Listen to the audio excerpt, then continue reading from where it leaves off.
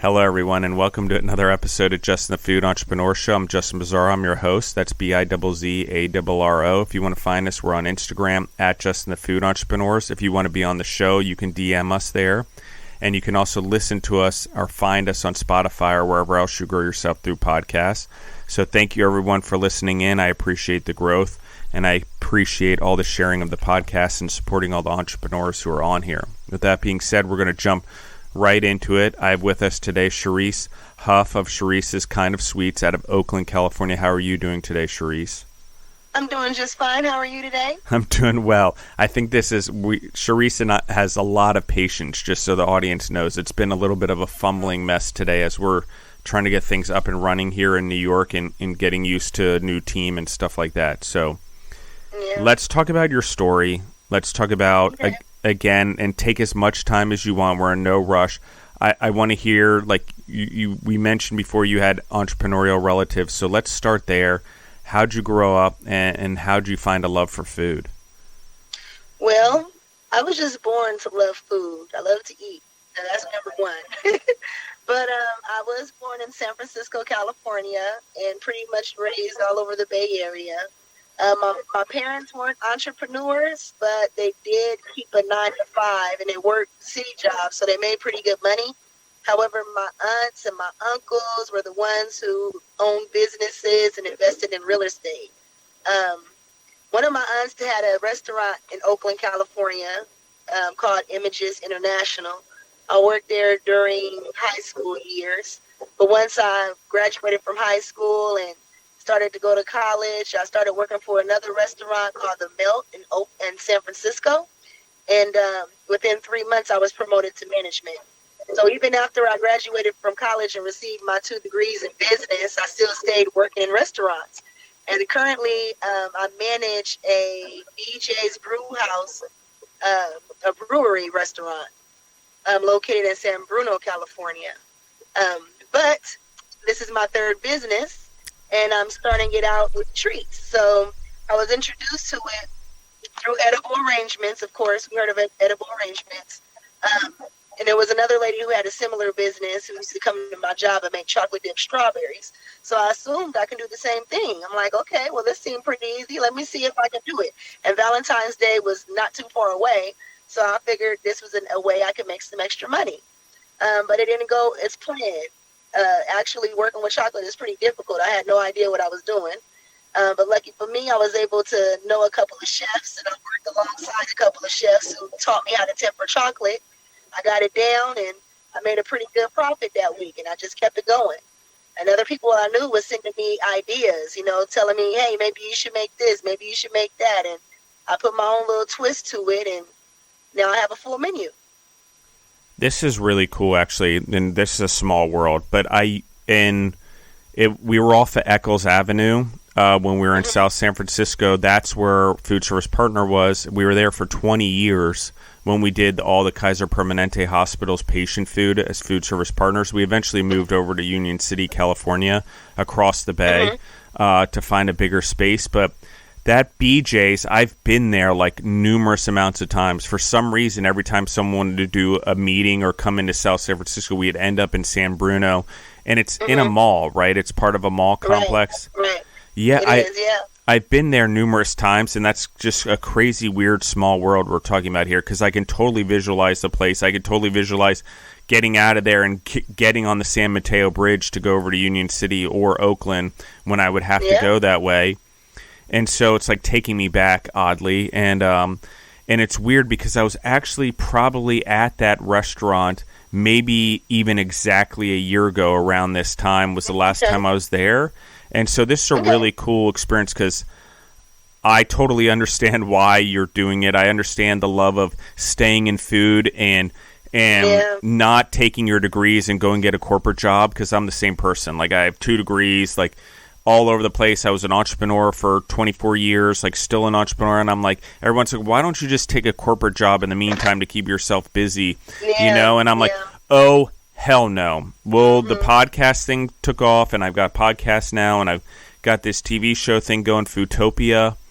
Eat, Love, Learn. That's going to be fun. But there's still no way, even between now and then, that I'm going to go back into an environment because I like food so much and I like learning new things. And you learn so much being in service and food and in the restaurants and delivering the food and whatever the experience that you want to get is. And for me, nothing's below me. So I'm like, I will do anything just to learn, just to be around food, just to appreciate what's going on. So, and it's one of the reasons I love doing this podcast is because I get to talk all day long with a bunch of individuals who share the same passion of food as I do. So this is really cool.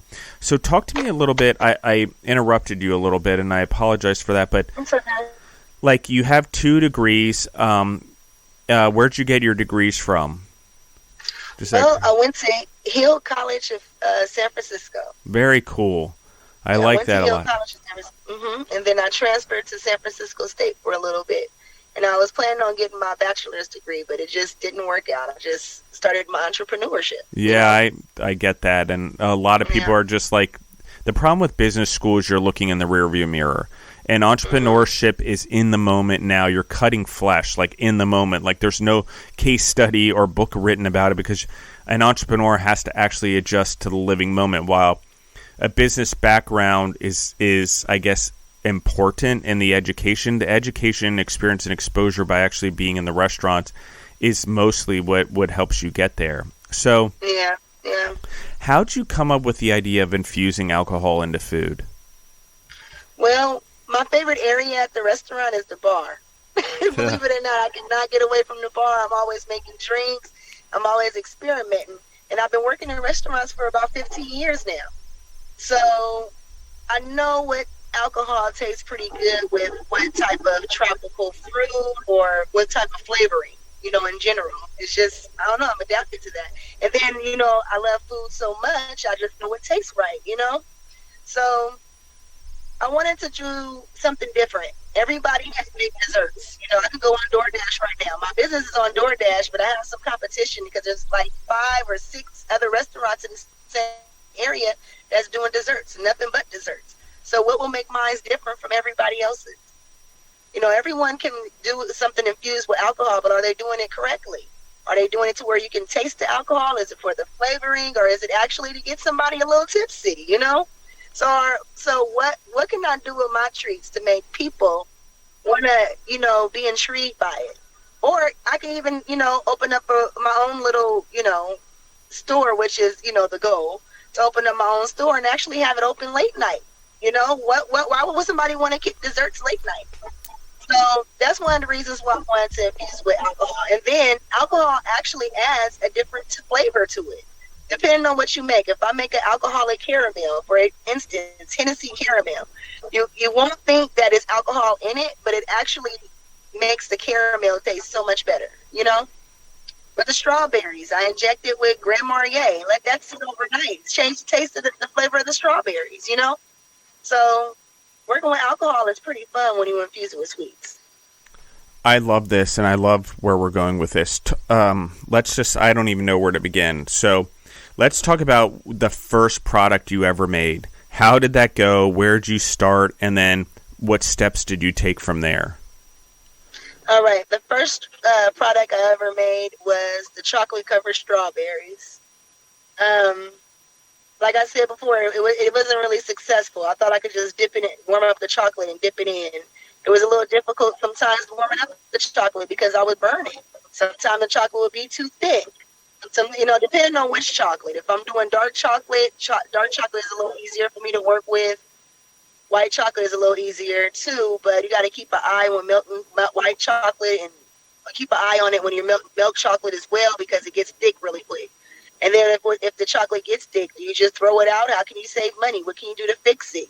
So these are all the things I had to learn while, trying to make strawberries. Just dipping the strawberries in chocolate, especially if you use good chocolate, because not all chocolate tastes the same. Some people will go grab candy melts and think they could just dip fruit in candy melts and it has the same flavor as chocolate, but it doesn't, So I started getting that down and looking up videos and pictures of what people were doing to make their chocolate-covered strawberries look better. So then I started doing varieties. You know, a lot of people were interested in the white chocolate with the Fruity Pebbles or the Cocoa Pebbles, Oreos, those type of flavors. So I started doing that. And then I'm like, okay, well, maybe I can start doing caramel apples. So like the second week within my business, I started doing caramel apples in different flavors, but those weren't coming out good. Like I tried to do a white chocolate apple without using caramel. And as soon as you cut into it, everything was fall apart, you know? So I had to play around with it so everything would stay together, you know? Yeah, so those are the first two products I ever started with the strawberries and the caramel apples. And I kept going with that for a little bit, and then I started doing cheesecake stuffed caramel apples with strawberries inside, you know? Yeah, that's the one that caught my attention. That's the one where I was like, oh my gosh, I need to track this person down. I need to find where this came from, who made these, and like I'm tracking you down on Instagram, and because I saw like the caramel with the cheesecake and whatever it was infused by. Actually, I didn't even think about that's not the first thought of my mind. It didn't even occur to me that it was infused with anything. I'm just like, this is an incredible idea to begin with. So you're already doing it with cheesecake. Now you're adding a layer, and I like this because one of the things you said is, and everyone, like the best professor I ever had, like hammered this into my head. If you want to have a cookie shop, you can't just have the same cookie shop as everyone else. You got to have the best damn cookie shop. And that's what you're doing. Right. You're having the best damn products. Your products are phenomenal, but then you're sinking it home and hitting the home run by infusing it. And I like this. I can't wait to see where this goes. I like that you're delivering through DoorDash, and we'll talk about that a little bit. But let's talk about the idea. How'd you come up with an idea to do cheesecake with the caramel apple? Like, where did that come from? Someone else was doing it before me. So I have a cousin who was actually helping me with all my material that I'm trying to sell, I guess you can say. And she actually sent me a video of a cheesecake stuffed apple. Didn't look anything like mine, wasn't as good as mine. It was just regular cheesecake inside an apple. And I'm like, she was like, you should start doing this. And I'm like, okay, let me try. I'll make you one. You know, so I tried to make her one, and I put my own little twist on it. I added the butter cookie. I did the Grand Marnier chocolate, the Grand Marnier strawberry puree. I added a little extra sweetness and goodness and love into my cheesecake, put it together, and gave it to her. And she also wanted me to do a Kit Kat one, so I did a Kit Kat one, which got a little messy my first try, but I got that down. Let her try it, and it was really good. And before I even started making cheesecake, I never liked cheesecake. I did not like cheesecake my whole entire life. But as soon as I started making it and I would tell you my ingredients, but I don't want to, put it out there. But as soon as I started making it, I got addicted. I'm addicted to cheesecake now. Well, my cheesecake, I'm addicted. And everyone else who tries it gets addicted too. I have to give out warning cards when they order cheesecake, especially the strawberry cheesecake, I love this. I love this. The cheesecake and the apple is just so brilliant. So let's talk about what are all the items you produce, or you don't need to name all of them, I guess, but what are your most popular? Because I want to know all of them. I'm freaking drooling over here. And I went from sweating because we couldn't get things started right to now drooling over the food. So I'm just losing liquid rapidly. Okay. So we have the Hennessy brownies, okay? Which I worked with the baker. Well, not really worked with the baker, but it took me a long time to get this recipe down. I honestly didn't know that you could cook out alcohol. So every time I'm buying these bottles of Hennessy, and I'm just spending money on that, and I'm buying, all the product to make the brownies, and when I'm baking it, I'm like, I can't taste the alcohol. I'm filling up the batter. I'm like, the batter, it tastes like nothing but alcohol. When I bake it, I don't taste it. So I called a baker I know who actually opened her own bakery. And I asked her, why isn't it working? And she said, it's because you're not supposed to bake the alcohol. You're supposed to inject it with alcohol. And I'm like, oh. And because she makes cake. Every birthday, she'll make me a rum cake. And she'll design it the way that I like it. And the rum cake will actually get people tipsy. So I'm wondering how she does that, And she said, you're supposed to inject it into it. But she was like, she doesn't think I'll be able to do it with brownies because brownies are already gooey in the center. She said, well, it wouldn't work. It'll make it too mushy. So I'm like, well, what can I do with my brownies to where it won't be as mushy, but I can inject it with Hennessy? I tried out some things. I came up with something. It worked, and now I'm able to inject brownies with Hennessy. So I have Hennessy brownie. I had rum cakes, which I do sometime, which I top it off with the lemon rum glaze. Same thing with the Hennessy brownies. I top it off with the Hennessy glaze that I make. I have the cheesecakes, different cheesecakes, the Crown Royal whiskey, peach whiskey, peach cobbler cheesecake, the Grand Marnier strawberry cheesecake, the Hennessy cheesecakes, which caramel cheesecake, which is pretty good. What else do I have on there? The stuffed apples that you know. A lot of good gift packages. And for parties, I make a tower with strawberries and roses, and it looks really good. You know, really good for parties. Tastes good. You know. And let me see if I can name one more thing. I have some good things coming up for the summer. Candy fruit, which no one out here in the Bay Area is doing. That's pretty much a down south thing, but I'm introducing it. And I had it around for about a month now, and it's really popular. It's pretty much what everybody is ordering now. It's so true, actually. It's a very southern thing, and I love this. We're going to talk about this a little bit, too. Go ahead. Yeah. So I got the candy fruit. I got the funnel cakes for the summer. I have alcoholic popsicles coming soon. I'm experimenting to see if I can put, like, the alcoholic shooter tube that they usually put in drinks when you go to restaurants, Mexican restaurants in particular. When you get a margarita, they'll have like a tube with a shot in there. I'm thinking about doing something like that in the middle of the popsicles. So I'm trying to get that together. But I have the popsicles, the funnel cakes. I even have candy bars coming. So I have a whole lot of stuff lined up for the summer, you know. This is incredible. Okay, one, I love that you're doing the candied fruit. Okay, as an Italian, like I know all about fruitcake. Okay, and not the pun intended, but the actual fruitcake that you eat that only happens at Christmas.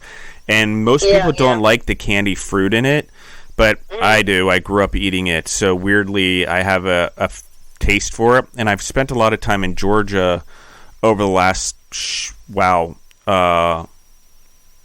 like 8 years, and they have a lot of it down there. And actually, the Georgia Fruitcake Company produces the most Georgia fruitcakes in the world, I think, and sends them all over the world. And they're only open like 3 months a year producing, and the rest are on vacation because they can produce so many over the holidays. They don't need to produce food the rest of the year.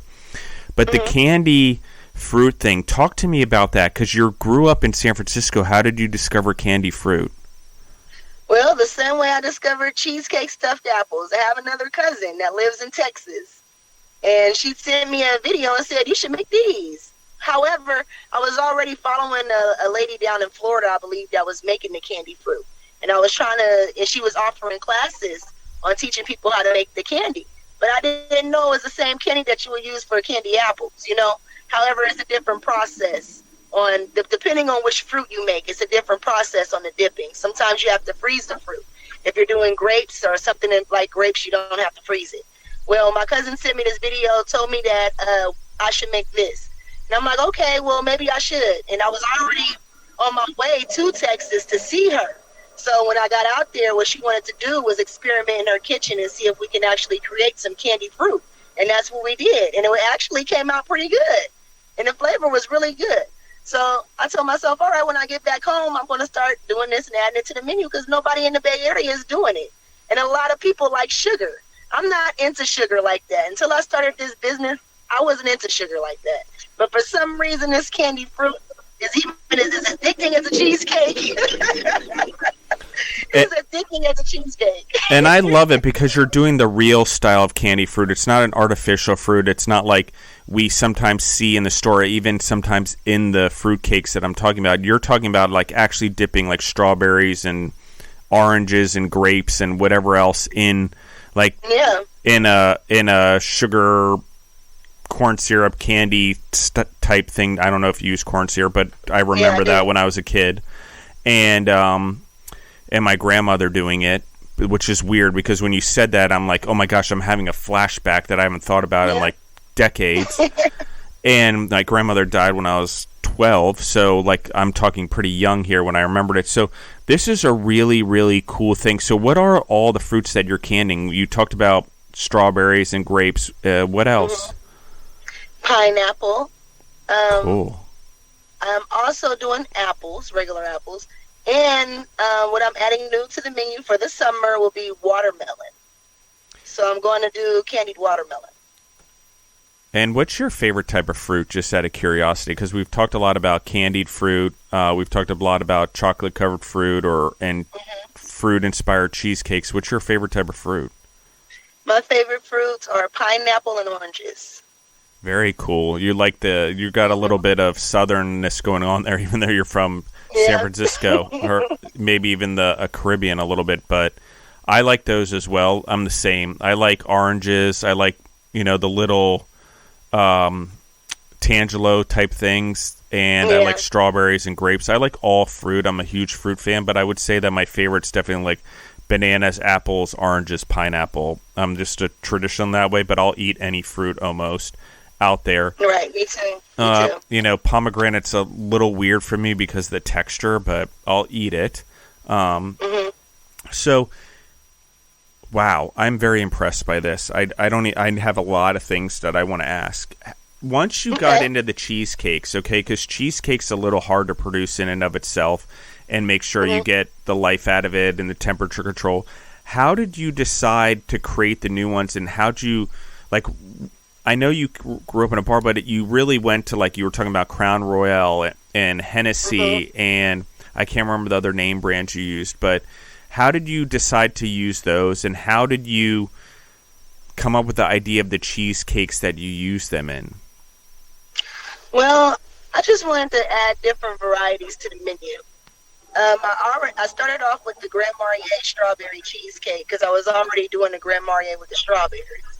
I had the Oreo going on, so I did the Oreo cheesecake, which actually tastes like cookies and cream ice cream, vanilla ice cream.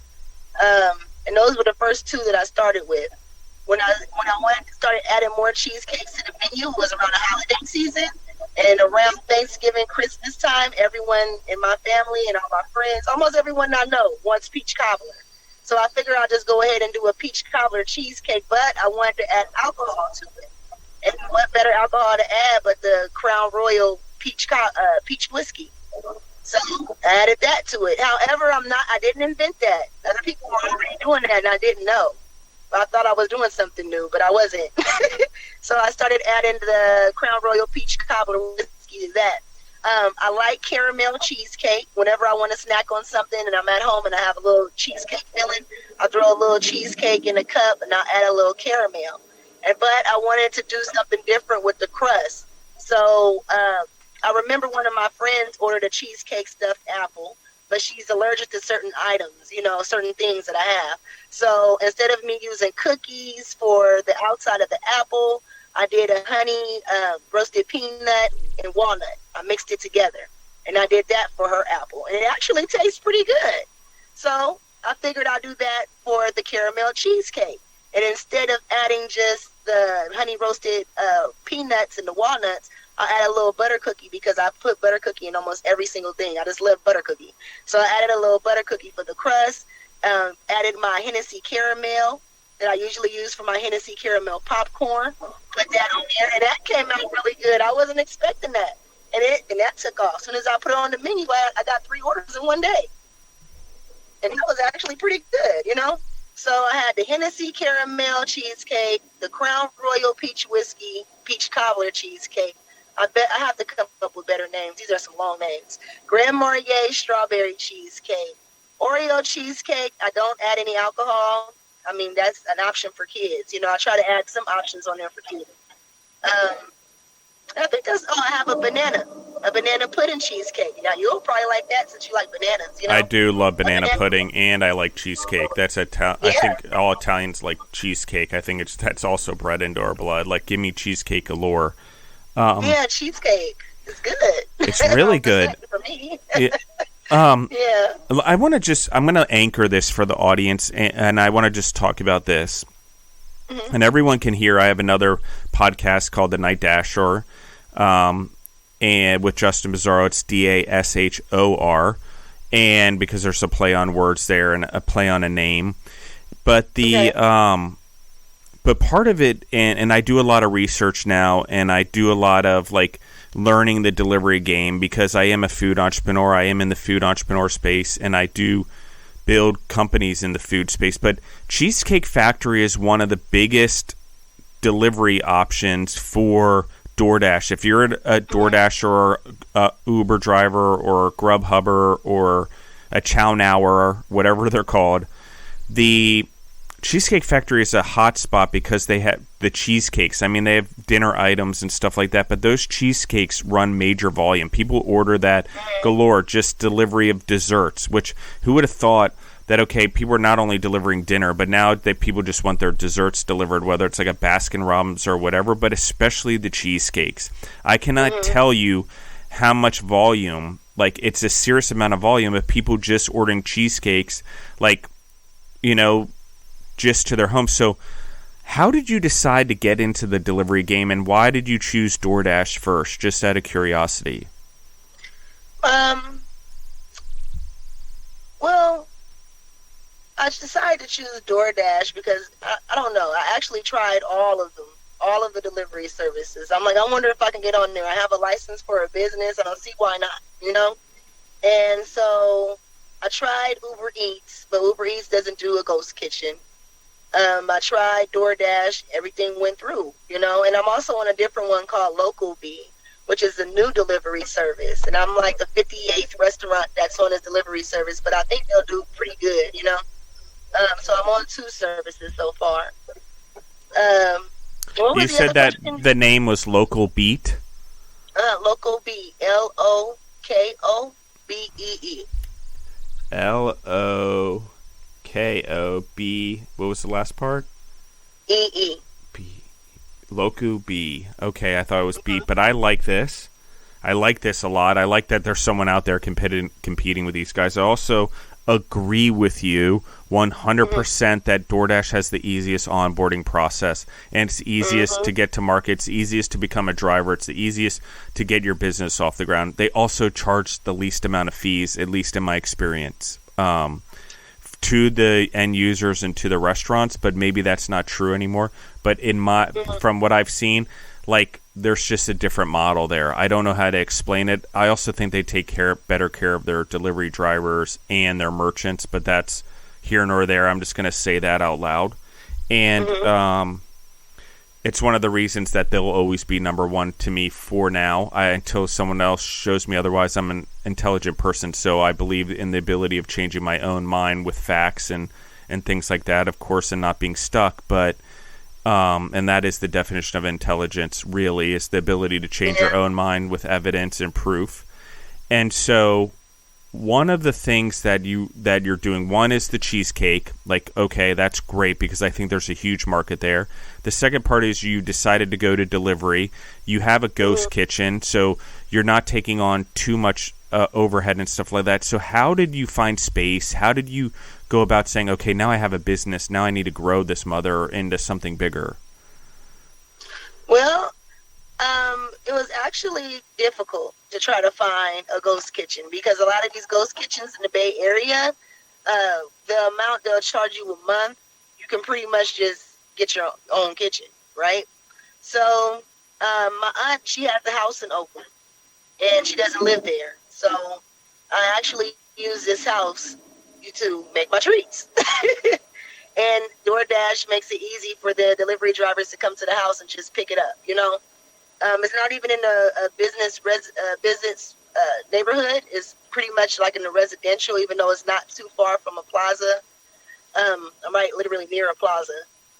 But, you know, I just do everything in-house. Love this a lot, and I love that DoorDash is doing this for you, and that you don't have to go out selling your stuff right now. And while I believe in building your own brands before you go to a delivery service, you have such a strong brand and a strong product, I don't think it matters. Because, I mean, it's stuck out enough for me where I've been continually hunting down Charise, just so everyone knows. Like, I'm a hunter. Like, I'm like, okay, when are we going to do this? When are we going to do this? I even use 2 different platforms. I use my personal account and the Justin the Food Entrepreneur's account, not knowing I was doing both because I keep seeing the product out there and keep seeing people share it, and I'm like, who is this person creating these things? Like, someone, where's my team? Go find this person. If I can't get a hold of her, you're going out to California and tracking her down. And and because I just think that what you're doing is so cool, and it's so perfect. And the other part I like that you said is you're willing to do delivery late night. You're opening up, and with alcohol infused, it goes well. Like, I can't think of anything better than doing that. So, like, what are the most popular items you have that are sold on to your customers or through DoorDash? Well, cheesecake, of course. Everyone loves cheesecake. The caramel apples. A lot of people get the apples for the kids, and I have a whole bunch of different caramel apples to choose from. And then the cheesecake stuffed caramel apples. Those are pretty popular. When it comes to parties, people throw in private events. A lot of times it's the strawberries and the Hennessy brownies. The Hennessy brownies, actually, I think I've probably said this before, it gets people a little tipsy. I hear that often. So usually they go for the brownies or the strawberries for parties and events. But normally on DoorDash, it's the cheesecake, the apples, and the cheesecake stuffed apples. It's so interesting because when you digest alcohol through food like this, there's a slower release, and it's actually a better experience, at least, and I think it's essential, and it's an interesting thing because it's not going straight in. There's a digestive process, but it also gets absorbed no different. Yeah. But to your point, to the parties, this is such a fun experience that you've created. You've almost created something. And I know there's other people out there that do this. They just, this is the thing I always think I love about Instagram. Everyone wants 500,000 followers. I get it. I understand it. But not, if you don't have 500,000 followers who can get access to your products, you can't convert them in unless you do franchising. Like, it's usually people around the world.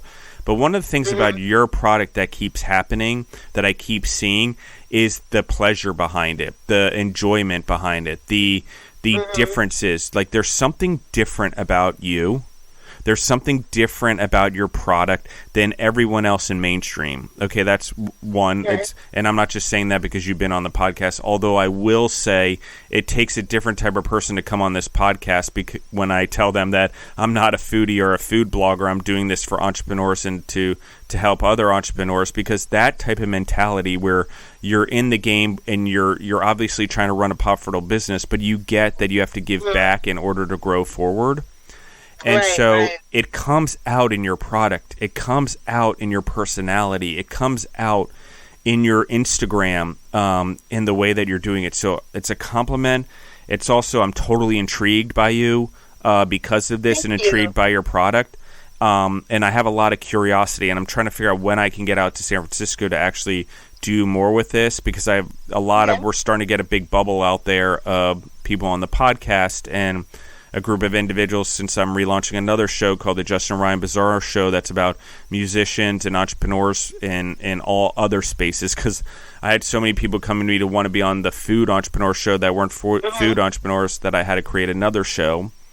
But which is weird because I still have to track down food entrepreneurs to be on the show, because we're a totally different breed. But a non-food entrepreneur, there's not a lot of them like there are of us food entrepreneurs. So like they're just looking for space and they want to be on the show. And I'm like, I'll create a separate space for you guys. But my point is this. I have a lot of people on the show, and I meet a lot of people that are not on the show, and I talk to a lot of people. What is it that drives you? Because I want to anchor this, because I do feel a difference in who you are. What drives you? What motivates you? Who inspires you? What? I mean, there's something there. Okay, well, I'm going to get a little deep. You ready? Absolutely. So, I was on my way to marriage, happy home, all this good stuff, you know. But my fiance at the time, he got cancer and he passed away. I dealt with a lot during his last year. Jeez, that's not what I was expecting you to say. I know, I'm sorry. I wasn't No, you're good. You're good. You're good. I'm so sorry that happened. I'm sorry. It's okay. But this happened in 2016, and, you know, it's not nothing that you can ever let go of, but I've gotten way better than I was, right? So, I mean, it's easier for me to talk about it. Now, this happened. When this happened, I was working at Olive Garden. I was a manager there. And I told myself, you know what? I really want to own my own business. I'm an Aquarius. I don't like being told what to do, even though I just go along with it. I need to make money, right? I don't want to work for a corporation that can just let you go at any time. They can replace you if you die. That's what happened to my fiance. Even though he was an entrepreneur, he owned a couple of businesses before he got sick. He actually taught me how to start my business, my first business, So I'm like, tomorrow's not promised. And I actually started to believe in that when that happened. I didn't even think somebody that close to me would pass away, So I'm like, it's no telling when my day is going to be the last. So I have to actually take the risk and do exactly what I want to do now. So I took that risk and I jumped out there in entrepreneurship and quit my job, which would have been okay if I would have known the accurate moves to make. I was spending money on so much stupid stuff that I didn't have to spend money on trying to get out there, because a lot of my clients at the time was from word of mouth or social media. So that was something that I learned that I could do different with this business, right? So once that happened, the pandemic hit, and I went right back into running restaurants. So for 3 years, I tried to run that first business. When I went back into restaurants, I still had it in the back of my mind. I don't want to work for anybody, working 10 to 12-hour shifts every single day, sometimes 10 days straight. That get exhausting. And then customer service, people assume because you're a manager at a restaurant and you're working in customer service, you got the easiest job. But sometimes it seems like the hardest job, because total chaos can break out at once. Everything can start breaking apart. You have to call people to get them in. You have people that's coming in late, which is making it hard for you to run the restaurant you want to. So now you have upset guests and they're cussing you out. That could be mentally draining if you're dealing with that almost every single day, especially when you're getting into a restaurant and it's trying to get back on its feet after the pandemic. You're low staff. You don't have anybody. And when customers come in here, they don't understand that. So they get mad at every little thing that goes wrong. And by you being the person in charge, you have to recover that, right? So it was mentally draining. And even though I tried to start my business, I really wanted to invest more time in it, because I've noticed myself, I'll be at work for 12 hours. But when I get home at 2 o'clock in the morning and have to knock out some orders, it doesn't matter how exhausted I am. Once I get home and get ready to do these orders, I'm up. I got all this energy. It's fun. I can be creative. Sometimes I'm up 24 hours. One time I was up 48. I had to work an event, and I was working all these long hours at work. And when I got home, I had to improvise and figure out how I was going to get all these, these treats and stuff ready for the event. And I'm doing everything on my own, by myself. I don't really have as much help as I should. So most times when I'm doing things by myself, I have to improvise. And, it's about me just wanting to have everything for my own. If I have to put in stress, if I have to put in work and all these hours, let it be for something that's mine. I'm creative. It's fun. It's something that I enjoy doing, and I put a whole bunch of love into what I do. And I think that's probably what makes it different, or makes me different from other people, because this is something that I can actually see myself doing forever. Or as long as I can, because I enjoy doing it. I'm not just doing it for money, if that makes any sense. It does. And I like that a lot, because I think when we chase our passions and the money becomes, I would call it, I would normally say secondary, but for me, it's like God, family, business. Mm-hmm. And part of that family is doing the right thing and being happy in my business before the business, which is making sure it's profitable. Mm-hmm. And I like that you said that, because when you follow your passion, when you stay true to yourself, the thing that people also buy, and that actually is you. They're attracted to you and what you're doing because you're happy. They want what you have. But it also in food translates into it. I don't know how, but people talk about love into their food and emotion into their food. I don't know how, but it's 100% true. It's one of those things that I think when people enjoy it more, you can tell the difference. I mean, I've seen it with clothing companies and stuff as well, or other people I've coached and mentored, and entrepreneurs where their business, like, people stop buying from them, even though it could be the same product or a new product that's even better, when they start losing the passion for it. And that's an interesting thing. I've seen it in my own businesses. I've seen it as my passion has ebbed and flowed sometimes. So I like this a lot. And I like that. I mean, God took something away, but in a weird way, he kind of also gave you a gift to grow from and to have something to move on with, which is a big deal, I think. And for every close person I've lost as well, best friends in particular, oddly, and has become a motivationer for me the same way. Like, okay, like I have a chance to do something with my life that they didn't have. If I waste it, I am a fool. Okay, number one. Number two is I'm totally being disrespectful of them. Like, and it really stuck in my head, and I don't know where it came from, but that's like, I do not want to disrespect their life and their death by not taking the most advantage of my life and living every day to the most. And it's really hard for me, actually, because if I have employees or coworkers, or I guess coworkers would be technically business partners, but team members that work for me, which most people call employees, I try to call them team members.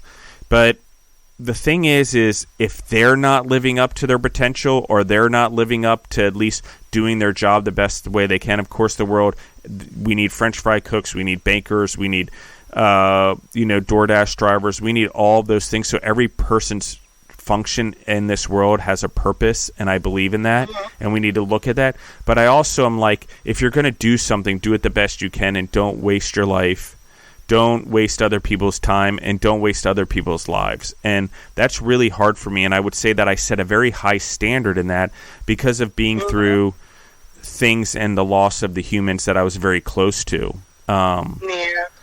And so this is awesome. I like this a lot. Where are you hoping this goes? Like, where are you hoping this business goes? How are you hoping it grows? Well, the goal is to get my own facility, I suppose, my own kitchen. I'm still going back and forth on prices for a ghost kitchen, but it's really looking like I'm going to have to just get my own building, So I'm actually going back and forth in my head on what type of building I want to get, what location, pretty much how I want to do things. I'm not quite there yet, but that's the goal, and hopefully I can have it together by summer next year, being realistic. I like this. Also to get into more events. So I'm working events, but I want to work bigger events. I had a meeting I don't want to throw it out there yet because I don't want to speak on things too quickly before it happens. But I had a meeting with a very popular, big, really, really, really big company yesterday that pretty much has everything any employee that works for them could need there at their facilities. So I'm hoping I can get my treats into their kitchens, and if not, at their events. So I'm waiting to hear back from the catering coordinator that's in charge of the entire company, which will be hundreds of thousands of people at their event.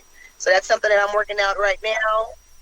And just pretty much networking with other people that can actually help me get my business out there, bigger people.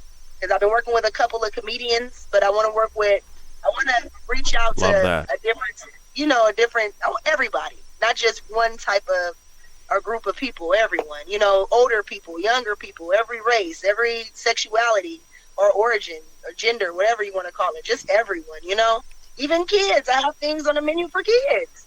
I do kid parties too. I just did a party for a kid, chocolate covered Rice Krispie treats and pretzels.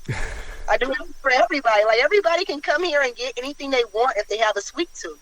I just have to get out there. So I have a couple of ideas. I have to put them in motion, and that's what I've been working on really hard this year. I like this a lot because you're everyone's like, you can't cater to everyone, but I will say you can have an open heart for everyone. And I think that that's a difference. And, one of the things I was going to ask you is, you're obviously working in your business a lot. You have other jobs that you're trying to do so you can support this dream, which I love as well. But how are you finding time to work in your business and on your business? Like, how are you managing that? And what are you doing to, like, market and advertise your business? I mean, we talked about this event, but how did you go about doing this? Well, I never sleep. That's one. Yeah, me neither. That's one of the reasons why it's a little, I'm really excited about this interview, but it's really hard for me to get the messages that I want out because I'm kind of running off 24 hours of no sleep, So I never sleep. I'm trying to manage time a little better, but it's kind of difficult, you know. And then I don't know. Just you said as far as what was the other question? I'm sorry. Yeah, no, we're okay. Like, it's finding, like, what do you do for your marketing and advertising? Because you're spending a lot of time in your business. Okay. Like, how do you manage all of that? I try to do everything I did with my first business, social media and word of mouth. So I'm depending on that a lot. But not only am I trying to advertise or pay for advertisement or get people to repost things all the time, I'm also trying to connect with those people that have a huge following that can advertise for me. Because if I won't get a follow, I will definitely get somebody to ask about an order and possibly place an order. If they don't place an order that day, they'll come back and place an order later, which has been my experience lately when working with people with huge followers, you know. So that's where it goes as far as social media, is to get my following up and to get my name out there. Yeah, I think you're doing a good job for sure. I mean, I'm all the way in New York City right now. I think I first picked up on you while I was in Nashville, and it keeps coming across my screen before I even followed you. So, and other people have talked about it as on social media, and I'm seeing the shares there. And even as I showed people the pictures today, they're just blown away by your product. And I think it does very well on social media. You do a good job with the photographs. You do a good job with the presentation. And you do a good job, I think, probably with communication, because you've been outstanding with communicating with me. And I think all of that matters. And my last question is this, because I want to make sure we keep going, and I am going to get you on a part 2. I'm going to let a few months go by. We'll get you back on a part 2 because I want to I have other questions and stuff, but I want to be respectful of your time. And I also want to hear how you're growing your business and what happens with the kitchen and this event you're going to do, because I love telling part 2s and part 3s, because I believe, again, that entrepreneurism is a constantly moving target. So when I started this podcast as a project, the project was with the goal of telling a continual story for the entrepreneurs that are on here, because while there's some who just are one-hit wonders, I'll call, on the podcast, there's a lot whose story continues and want to continue to tell their stories. One, to refine their skills of being able to orate their story and their business and talk about their brands, but also, number 2, because we're ever changing. And the entrepreneurs who listen in, it's the ones that really do well are always the ones where they get 2 or 3 episodes, 4 episodes, where they're starting to see the progression of the business and actually get to live it with all of them. So I want to do that with you because your story's phenomenal. I do believe you're going to grow into a kitchen. I do believe you're going to get bigger than the San Francisco Bay Area. I do see this as a bigger product. And I do think the cheesecake game is hugely underutilized right now and underserviced. And there's so many people out there, and Cheesecake Factory shouldn't have a monopoly by any means. And I know there's a few other companies that are doing desserts all over the country. There's one in Colorado that's doing really well, all sorts of desserts. They're not going head-to-head with Cheesecake Factory. And I get it. Okay. You're not thinking about going head-to-head with Cheesecake Factory. You're just producing cheesecake because you want to produce the best thing possible for you. And that's exactly the attitude. Don't compete. Do the best version of yourself. And by doing that, I think you're going to give them a run for their money on their desserts. And so I love this as well. So I'm going to ask the question of individuals. Who's been your role models? Who's been your mentors? Like people you looked up to, because you have this engine of keep going. And we talked about the passing away of your fiance, but we didn't actually talk about anyone else who's been in your life, like parents or, I don't know, musicians or anyone that have really motivated you or inspired you. Well, my life is a little different than most people growing up, you know? So with my parents, you know, I look at their parents and how good of parents they were and look at how my parents were. And I'm like, well, you know, they did the best they could considering what they went through as children, you know. And a lot of things that a lot of other families was taught, my family wasn't taught. So a lot of things I had to learn on my own as an adult. I didn't really have anybody to look up to when it came to, you know, my goals as far as becoming an entrepreneur. I kind of went through the same thing you went through. A lot of my family had city jobs. To this day, they're trying to convince me into going back into work and be with a city job, you know? Yeah. Like, everybody wants me to work, but I don't want to do that. I don't want to work for anybody. I want to be an entrepreneur. I want to do everything on my own. I have enough experience. Why not? You know? So, and then I did have people I can, you know, call from time to time, like my aunt who owned restaurants in the past. I'll call her and I'll ask for advice, but her advice is a little old school compared to how people are doing things now, you know? Yeah. So I guess I can say I looked to her a little bit because she was pretty much the only entrepreneur I was really close to in the family that was able to watch and observe as growing up and learn some things on how to run my own, you know, my own business. And then other people that I just met along the way. I met a whole bunch of people. I know a guy now that he does life insurance, but he owns like 15 barbershops at the same time, and he helped his sister open some salons, and he's actually a pastor of a church. I love this. So I love it. Whenever I need, you know, insight on my business, on real estate, on anything, I can call him. You know, so it's like people that I've met as an adult that actually helped me get to where I'm trying to go. Because a lot of people that was in my situation, or even from my neighborhood, was taught that. You know, I know people right now that's older than me, 50, 60 years old, and actually doing nothing with their life because they weren't taught how. Yeah. So, you know, I figure it's a blessing for me to come as far as I've had.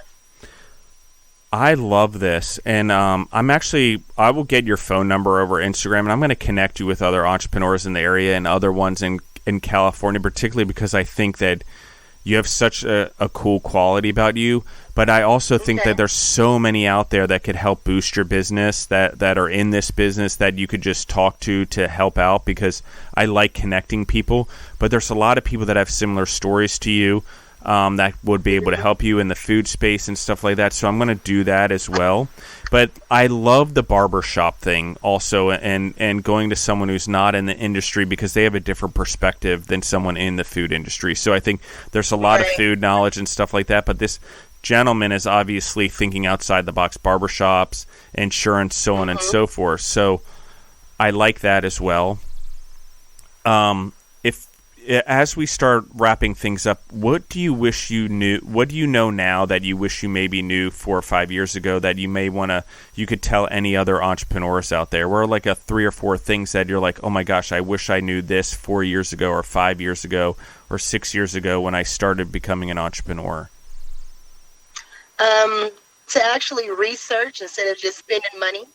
So research what you're going to spend your money on.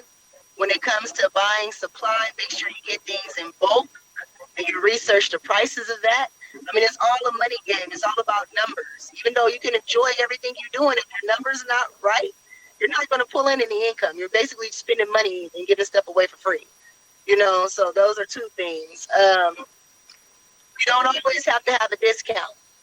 You don't always have to have a discount. A lot of people be looking for discounts, especially when they're close to you, family and friends. You don't always have to give them a discount, because to be honest with you, are those family and friends actually supporting you? If they're not, if you want a discount, you can repost something for me. I'll give you a discount. You know, like, it has to be something there, because a lot of times people will want a discount or want things for free, but they're not helping you achieve your goal. You know, so what's the point? I know that's kind of rough or tough to say, but I mean, that's you know, it's real. With that 100% actually, but I'll let you keep going. I agree with that 100%. Sticking to your word, actually having a plan. If you write down the plan, stick to that and actually push. Don't get distracted. You can easily get distracted. Distractions come easily. Don't get distracted. Stay focused. You have to. If I would have followed all that, I would probably be in a way better position. And I'm in a good position now, but I'll probably be closer to where I want to be. Closer, you know. I even tell young kids that's just now getting out of high school, look, if you guys do this, and this, which I'm doing now, by the time you're my age, you wouldn't have to worry about anything. You have early retirement. Everything I wish people would have taught me growing up, I try to teach people now, you know? Yeah, absolutely. I love it. Yeah, they don't listen though, but yeah, I try. Neither did I. Stubborn as just all stubborn get out. Yeah. I do like this, so I'm going to touch on that. One is I agree with you. I think that in the world we live in today, there's so much more mentoring than when we were growing up a little bit, like the podcast, the books, the stuff like that. Also, I think that there's a willingness for people to help to help young kids, help young entrepreneurs. You just have to find the right people. I didn't know how to do that either. I didn't know how to go build relationships properly. I had to figure out a lot of stuff on my own. And even though I had parents my mom was entrepreneurial, I grew up on a farm, horse farm and all of that. She was, and my father was a businessman. The skills that translated that I need, didn't exactly translate well.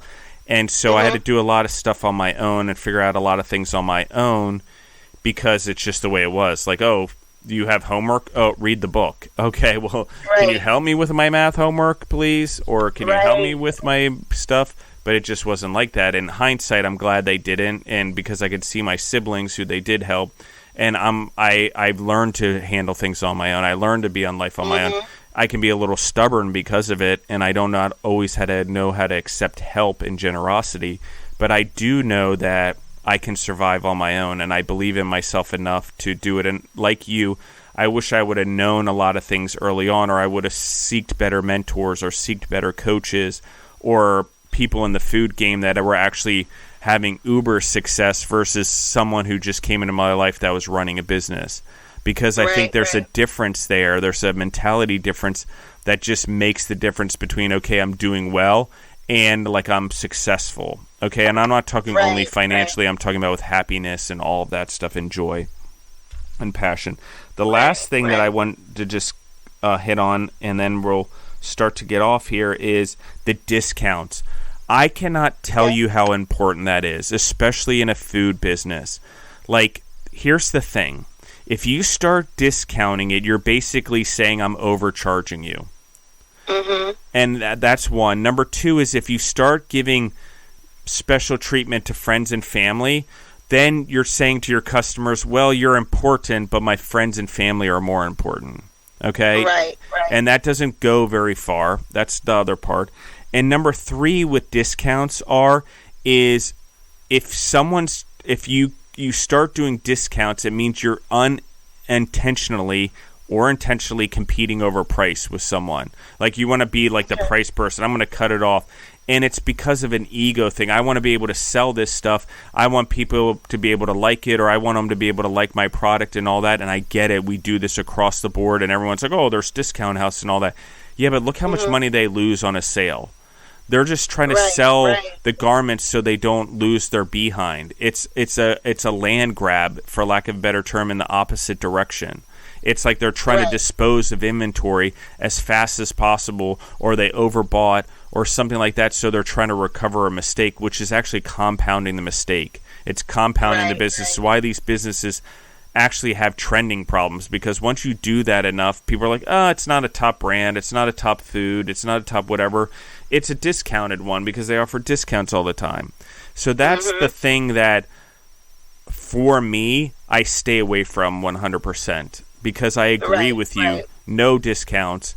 And if you're going to get one, you better be ordering okay, I'll reward you with volume. Okay, if you ordered 10,000 candy apples in this case, okay, we can go down a little bit. The volume helps me negotiate there. Okay? Right. But it's not a discount. It's something they've earned by spending more money with me. And so, exactly. There we go. And their loyalty and the quantity. So that's what it is. And I agree with you. Most people want something and want you to discount the price, but you're not. Okay, you're getting a cheaper food. You say you're supporting my business by being here, but you're not benefiting me. You're actually costing me money, and you're giving me a bad image.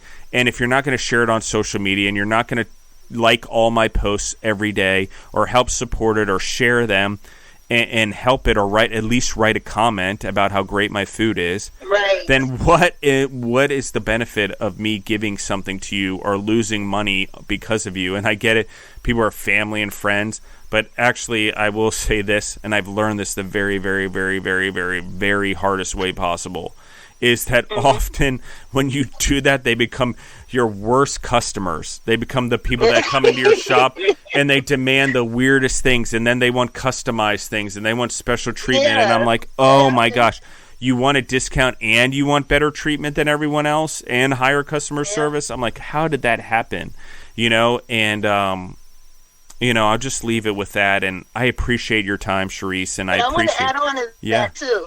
Go ahead. Also, absolutely. when it comes to friends and family, doesn't matter, friends, family, people that you don't know, always get a deposit. Yeah. Always get a deposit. Doesn't matter. Oh my gosh, I've learned that even with big contracts. Always get money down, and if they negotiate out of it, don't do business with them. Even though you like them or you may have already started a relationship, it's never too late to say no. Right. And protect your business and protect your employees and protect yourself and protect your investments and do the right thing, because if you're really doing the right thing, it may look like you're hurting this person by not servicing them and not taking a deposit. But if they screw you over, you hurt a lot more people than that just one person you would have hurt by not doing their product. So I just look at things that way. Like, what is the greater good for my business? I've got to have a dream big enough for all my employees and their families' dreams to fit into my dream. And if I give something away to a random stranger who's just a customer and they're not willing to give a deposit, they're never going to be willing to give a deposit. And the next thing you know, I'm the bank and you're the bank and we're banking their food, until they pay us. You're right. So it's like, because our money's tied up in theirs and they didn't pay a single cent for it yet, and we're waiting on the come. But that money that was helping run our business and cash flow is now tied up in food for someone who hasn't put any skin in the game. You're right. So it's here nor there, but it's just generally if you go to McDonald's, you pay for your food before it's produced, just saying. Yeah. If you go to a restaurant, yes, you pay once you've eaten, but if you're getting it to go, you pay before they give it to you. So, you're right. DoorDash, shoot, before the order's even been set to the restaurant, you've paid for it. Because you pay for it first, and they make sure it doesn't bounce back. They wait a little bit, and then the order goes in. So, yeah, you're right. That's exactly how it works. Exactly. So when people ask for, no deposit or no money up front, I'm like, well, you do it everywhere else. Like, why am I different? Why not with me? Yep. I'm in food. Exactly. They're in food. You don't go to McDonald's and tell them you're going to pay them 50% and then the other half when you pick it up. No, they're like, pay me now or I'm not going to produce your food. So, I mean, and I get it, when you're doing mass volumes and catering, you have to deliver the food and people want to see it so that you don't take all of their money and run. But there still has to be skin in the game of some sort, at least a deposit. And so, I love it. I'm glad you brought that up. Thank you so much for coming on the show. Can you tell us where they can find you online? Well, you can definitely find me on Instagram at C_kind_of_sweet. KINDOFSWEET. You can also find me on TikTok, same thing, Charise is kind of sweet, and on Facebook. So all the social media, or most of the social media outlets, Twitter as well. Yeah. I love it. You're like, you don't sleep at night like I do. I can tell by all the things you're managing. I just can't help it. I love doing it. So it's like, like if I don't need a lot of sleep, then I'm going to keep pushing my businesses. I'm going to keep growing the podcast. I'm going to keep growing Freedom Foods. I'm going to keep, doing the TV show, whatever I can do to keep growing, because I don't want to waste my life, and I don't want to look back on my life and regret anything. That's a big thing. And I have enough of those already, because sometimes we just accidentally make mistakes and we regret them. So I try not to do that. But mostly making the mistakes and regretting them would be nothing compared to regretting the life I didn't live. I think that would be the biggest thing. So, Charise, thank you so much for coming on the show. Just anytime. I appreciate you, the audience. We will have a part 2 and a part 3. I'm not like those other people. I'm going to keep pushing. So I know you are. I have no doubt. I believe in you. I'm rooting for you big time. I root for a lot of people. I believe in it, and I'm one of those ones. I don't care how big you get. Keep getting bigger. Keep building your brand. Keep living that dream. If it's big now, it's going to be bigger later. And so I love it, and I appreciate you. And I appreciate the audience. Thank you guys for listening in. I appreciate all the shares and the downloads and the growth of this podcast around the world. We're in over 134 countries now, which is kind of crazy. Like, there was a country that popped up the other day. Like, It started with a G, and it's like off the coast of France, and it's a former Commonwealth country, state of Great Britain. And I thought I knew all the countries in the world. I'm like, oh, we're now in this country. I didn't even know it was a country. Wow. And so cool things like that have happened. And like because I keep pushing, I never give up, no matter the ups and downs, and COVID almost taking out the podcast and things like that, because people panicked and everyone canceled all their bookings on me in 1 month. Now it's why I kind of stay on top of it more than I did before, because I lined out almost a whole year of recording in 2020, and then COVID happened. It was like everyone canceled on me because they were too scared to get on there because they didn't know what was going to happen to their businesses. So that being said, thank you again, everyone, for listening in. I appreciate you guys. You can find us on Instagram at Justin the Food Entrepreneurs. You can find the podcast on Spotify or wherever else you grow yourself through podcasts. I'm Justin Bizzarro. Again, that's Bizzarro. If you want to find me personally, you can find me at Justin Bizzarro on Instagram or Facebook. Thank you, everyone, and we're out.